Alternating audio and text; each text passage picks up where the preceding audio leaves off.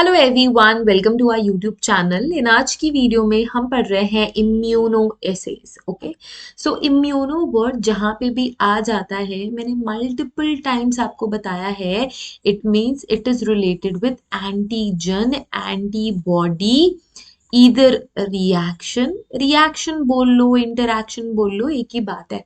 ठीक है, जहां पे भी इम्यूनो वर्ड आ गया ना, उसमें आपकी इम्यूनिटी आ गई, आपका इम्यून सिस्टम आ गया, एंटीजन एंटीबॉडी रिएक्शन आ गए। ओके, इम्यून ऐसे इसके बारे में भी पढ़ेंगे। इम्यून सिस्टम सभी को कहीं ना कहीं पता है कि व्हाट इज इम्यून सिस्टम। जो हमारी बॉडी में सेल्फ सिक्योरिटी का जो सिस्टम होता है उसे हम बोलते हैं इम्यून सिस्टम। एंड इसमें एक बहुत बड़ा मेजर पार्ट होता है हमारा antigen antibody reaction. For example, जैसे कोई भी ऐसा सब्सटेंस है जो डिजीज कॉजिंग है, लेट्स से बैक्टीरिया या वायरस, वो बाहर के इन्वायरमेंट से अगर हमारे बॉडी के अंदर आता है तो हम उसको क्या कहते हैं कि वो एंटीजन है, और वो हमारी इम्यून सिस्टम को ट्रिगर करता है। इम्यून सिस्टम को ट्रिगर करने के साथ साथ क्या होती है, एंटीबॉडीज बनती है, एंटीबॉडी का रिफ्लेक्स आता है। अब ये एंटीजन एंटीबॉडी फाइट करते हैं।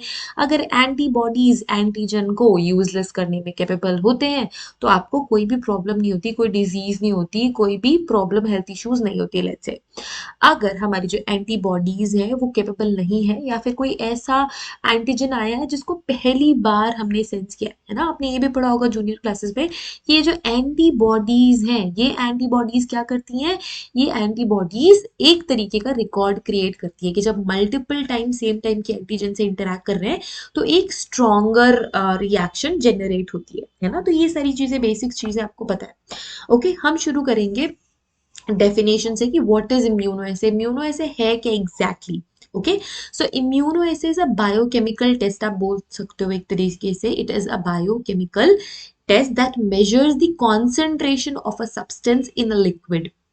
अब ये कैसे कर रहे हैं हम, अभी तो मैं बात कर रही थी एंटीजन रिएक्शन की, एंटीबॉडी रिएक्शन की, पर अभी अचानक से मैं कैसे ये बात करने लग गई कि कॉन्सेंट्रेशन हम पता करेंगे किसी भी लिक्विड में। ठीक है, जब कभी भी फॉर एग्जाम्पल जब हम लेट्स से किसी डिजीज का डायग्नोसिस कराने जाते हैं, है ना, तो आपने देखा होगा कि आपका ब्लड सैंपल लिया जाता है, फिर उसमें चेक करते हैं हम, तो उसमें कई बार हम एलाइजा टेस्ट करते हैं, ELISA। ये हम आगे आने वाली क्लास में डिटेल से भी पढ़ेंगे, बट इतना समझो, जब कभी आप डायग्नोसिस के लिए जाते हो, किसी डिजीज की, किसी बीमारी की डायग्नोसिस के लिए आप जाते हो, तो आपके कई बार इम्यूनो एसेस के थ्रू भी डायग्नोसिस होती है। तो जो immuno essay, okay please, okay fine fine fine, मुझे लग रहा था कि इम्यूनो ऐसे की स्पेलिंग इनकरेक्ट है, बट इट्स करेक्ट।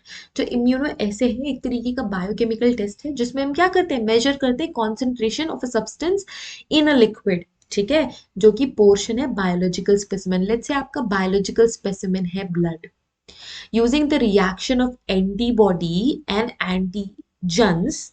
ठीक है, हम पता करते हैं कि व्हाट इज द कॉन्सेंट्रेशन।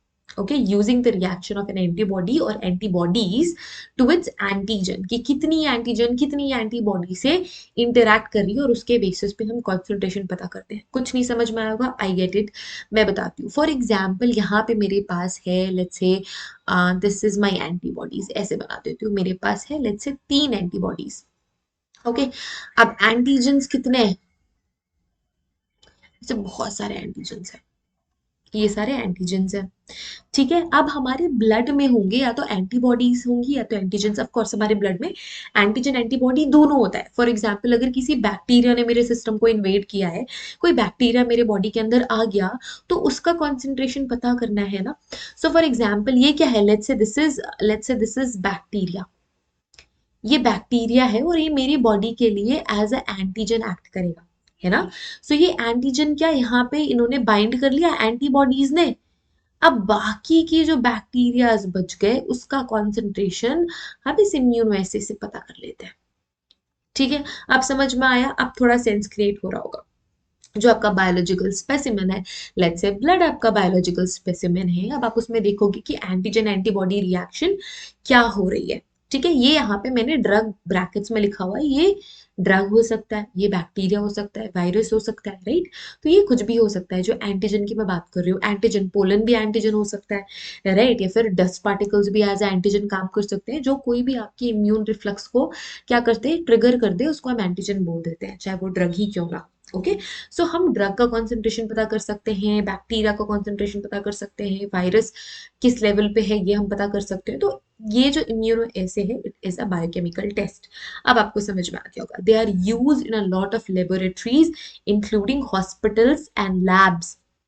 ठीक है, हम इसको लेबोरेटरीज में यूज करते हैं, हॉस्पिटल में यूज करते हैं, लैब में यूज करते हैं। मैंने बताया ना, जैसे जब कभी हम डायग्नोसिस के लिए जाते हैं, राइट, तो ब्लड सैंपल लिए जाते हैं, यूरिन सैंपल लिए जाते हैं, तो उसमें भी एंटीजन एंटीबॉडी टेस्ट यूजुअली कई बार किया जाता है। ठीक है, and have been widely used in the special area, for example forensic toxicology. अगर हम फोरेंसिक साइंस के परस्पेक्टिव में बात कर रहे हैं, तो फोरेंसिक टॉक्सिकोलॉजी, इसी वजह से यहाँ पे मैंने ब्रैकेट्स में ड्रग लिखा हुआ था, to screen for drugs and other chemicals in the body. So कितना अमाउंट है केमिकल का, कितना अमाउंट है किसी ड्रग का, ये पता करने के लिए भी हम इम्यूनो एसेज कंडक्ट करते हैं या फिर ये बायोकेमिकल टेस्ट करते हैं। Immunoassay is a laboratory science that studies the body's immunity to disease। ठीक है, ये एक तरीका क्या है, लेबोरेटरी साइंस है जो हमारी बॉडी की इम्यूनिटी डिजीज के लिए कितनी है, या कोई भी फॉरेन सब्सटेंस के लिए हमारी बॉडी कितनी इम्यून है, इस चीज को चेक करती है।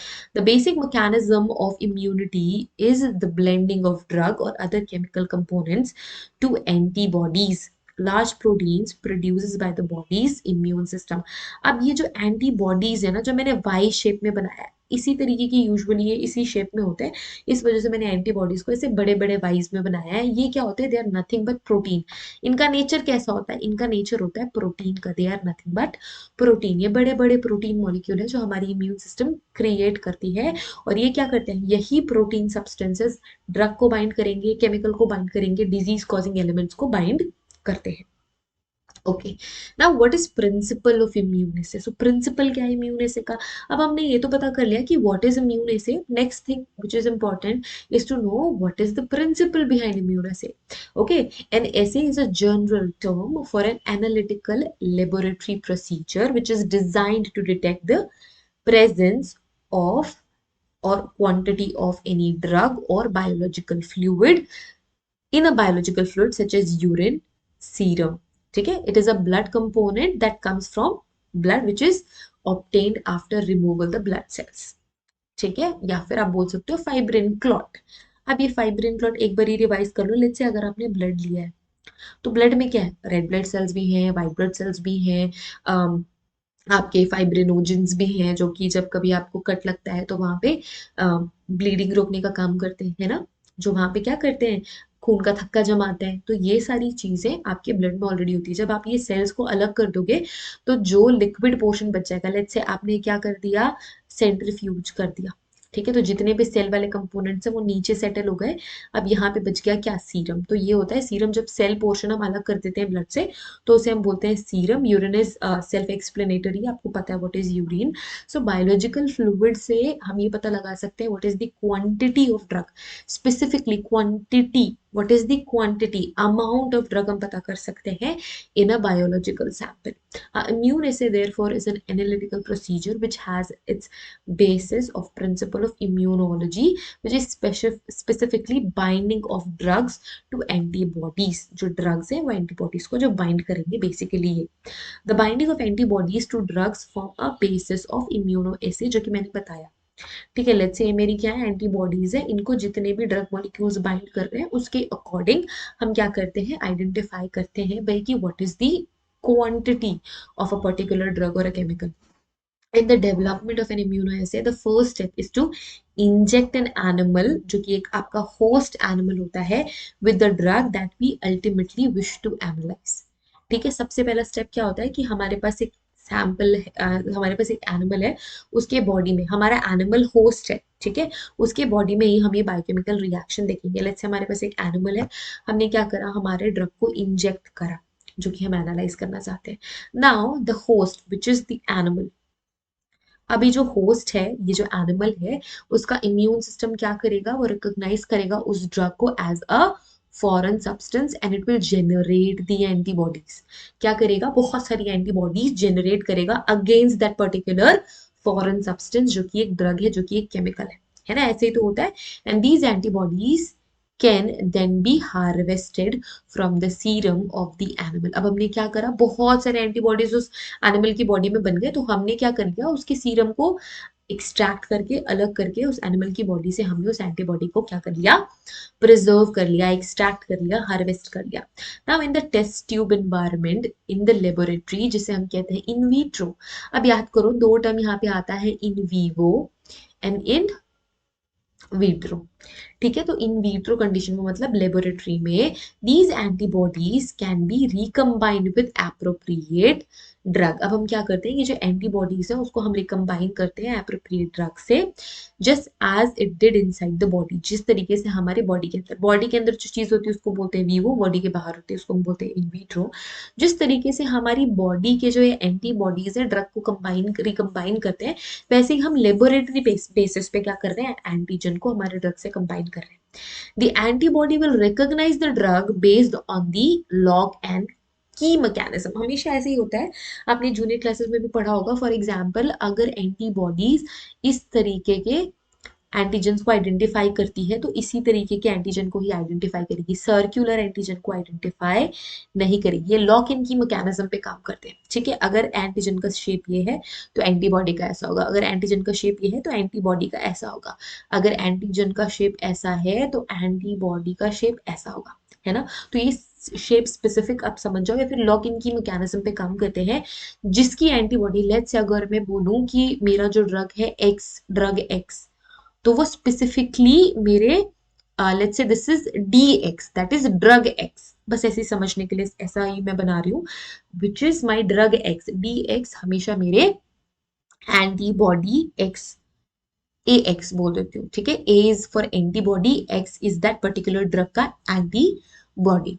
ठीक है, सो एक्स एंटीबॉडी को ही ड्रग एक्स आइडेंटिफाई करेगा और ये दोनों फिट होंगे लॉक इन की मैकेनिज्म से। इसी वजह से हम क्वांटिटी समझ पाते हैं। The second step is to develop of an immunoassay to synthesize a labelled drug. ठीक है, अब हम क्या करेंगे, ड्रग को लेबल करेंगे, आइडेंटिफाइबल बना लेंगे। जैसे कि हम रेडियो लेबलिंग करते हैं मोस्ट ऑफ द टाइम, तो हम क्या कर लेंगे, ड्रग लेबल कर लेंगे, एंड उसके बाद फिर हमारा सिस्टम रेडी हो जाएगा। Now this involves a chemical addition that is called as marker. ठीक है, ये जो हम लेबलिंग कर रहे हैं ना, लेबलिंग क्या कर रहे हैं, मार्कर से लेबल कर रहे हैं, that is a particular chemical. These markers can be small such as an atom और रेडियो एक्टिव आयोडीन, और it can be large such as enzyme which is fairly large protein. Enzyme का nature भी क्या होता है, protein होता है, तो हम रेडियो आयोडीन से भी रेडियो एक्टिव लेबलिंग कर सकते हैं, या तो फिर हम प्रोटीन से लेबलिंग कर सकते हैं, मतलब एंजाइम से लेबलिंग कर सकते हैं। Now irrespective of its size, the marker is added on such a way that it doesn't interfere with the lock and key recognition। मतलब जो एंटीजन एंटीबॉडी एक दूसरे को पहचान रहे, फिट हो रहे हैं, उसको इंटरफेयर नहीं करेगा ये जो आप एक पर्टिकुलर मार्कर ऐड कर रहे हो। Now all immunoassay work in the same basic fashion. They differ in the type of the labels that are added to the labeled drug and in the analytical method by which the amount of binding labeled drug of the antibody is measured। ठीक है, ये हम next class में करेंगे। अब मैं आपको बता देती हूँ कि ये सारा तामझाम हमने जो देखा वो है क्या एग्जैक्टली। फॉर एग्जाम्पल, हमने क्या किया, ये हमारा क्या है, let's say this is our antibody जो लॉक इन की मैकेनिज्म पे काम करेगी, जो हमारे पर्टिकुलर ड्रग को क्या करेगी, आइडेंटिफाई करेगी। अब हमने क्या कर लिया, इसमें मार्कर भी ऐड कर लिया। लेट्स से ये मेरा ग्रीन मार्कर है, this is my marker. Okay, and next we have here is the other antibody जो कि नहीं करती आइडेंटिफाई हमारे ड्रग को, लेबल भी नहीं है, लेबल नहीं है तो हम इसे देख भी नहीं पाएंगे। तो जितने भी हमारे ड्रग वाला पोर्शन हो गया वो आके क्या हो जाएगा, अटैच हो जाएगा।